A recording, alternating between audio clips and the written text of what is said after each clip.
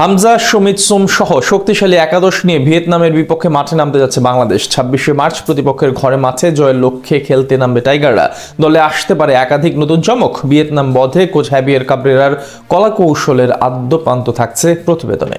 আগামী 23শে March AFC Asian কাপের বাছাই পর্বে নিজেদের শেষ ম্যাচে সিঙ্গাপুরের বিপক্ষে মাঠে নামবে বাংলাদেশ। সেই ম্যাচের প্রস্তুতির অংশ হিসেবে এক প্রীতি ম্যাচে ২৬শে মার্চ ভিয়েতনামের বিপক্ষে মাঠে নামবে লাল সবুজের পতাকাধারীরা। বাংলাদেশ সময় সন্ধ্যা ৬টায় ভিয়েতনামের রাজধানী হ্যানয়ের হ্যাংদে স্টেডিয়ামে মুখোমুখি হবে এই দুই দল। ম্যাচটিতে অংশ নিতে ইতোমধ্যেই হ্যানয়ে পৌঁছেছে বাংলাদেশ দল। ঘোষণা করা হয়েছে টাইগারদের স্কোয়াডও। এখন জল্পনা কল্পনা রয়েছে ম্যাচের মূল একাদশে জায়গা পাচ্ছেন কারা তা নিয়ে। গোলরক্ষক হিসেবে টাইগারদের স্কোয়াডে জায়গা পেয়েছেন সুজন হোসেন ও মেহেদী হাসান শ্রাবণ। ঘরোয়া ফুটবলে দুর্দান্ত নৈপুণ্য দেখিয়ে স্কোয়াডের সুযোগ পান এই দুই গোলরক্ষক। তবে অভিজ্ঞতার কারণে ভিয়েতনামের বিপক্ষে একাদশে জায়গা পেতে পারেন মিতুল মার্মা। সাম্প্রতিক সময়ে গোলবারের নিচে নিজের সক্ষমতাটা জানান দিতে সচেষ্ট ছিলেন যিনি। যদিও অনেকের মতে সুজনকে সুযোগ দিলে সেটাও মন্দ হতো না, তবে শেষ পর্যন্ত মিতুলেই ভরসা রাখবেন কাবরেরা। টাইগারদের রক্ষণ ভাগে তপু বর্মনের অনুপস্থিতি চিন্তায় ফেলেছে কোচ হাভিয়ের কাবরেরাকে। কেননা রক্ষণের এই প্রাণভোমরাই ডিফেন্সে বাংলাদেশ দলের পাওয়ার হাউস হিসেবে বিবেচিত হতেন। তাই তার অনুপস্থিতি ভিয়েতনামের বিপক্ষে ম্যাচে বেকায়দায় ফেলতে পারে বাংলাদেশ দলকে। তবে ম্যাচে তারেক কাজী সেন্টার ব্যাক হিসেবে একাদশে থাকবেন, আর তার সঙ্গে থাকবেন নিয়মিত পারফর্মার শাকিল আহাদ তপু, যা কিছুটা হলেও স্বস্তি দেবে টাইগার শিবিরে।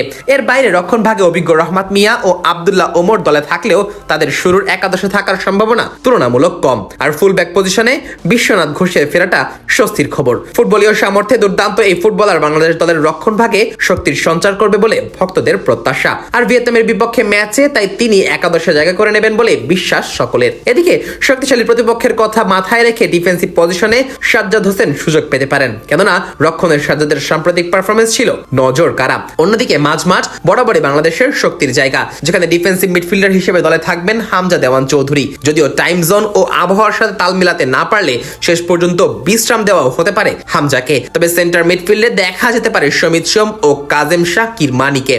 এমনকি তাদের বিকল্প হিসেবে সোহেল রানাকেও বিবেচনায় রাখছেন কোচ হাভিয়ের কাবরেরা। আক্রমণ ভাগে রাকিবের অনুপস্থিতিতে সুযোগ মিলতে পারে অন্যদের। ভিয়েতনামের বিপক্ষে রাইট উইংয়ে ফাহমিদুল ইসলাম খেলতে পারেন, আর শেখ মোরসালিমকে দেখা যেতে পারে সেন্টার ফরওয়ার্ড পজিশনে। লেফট উইংয়ে দেখা যেতে পারে ফয়সাল আহমেদ ফাহিমকে, আর স্ট্রাইকার পজিশনে ইমন বা মিরাজুল থাকলেও শুরুর একাদশে সুযোগ পাওয়ার সম্ভাবনা বেশ কম।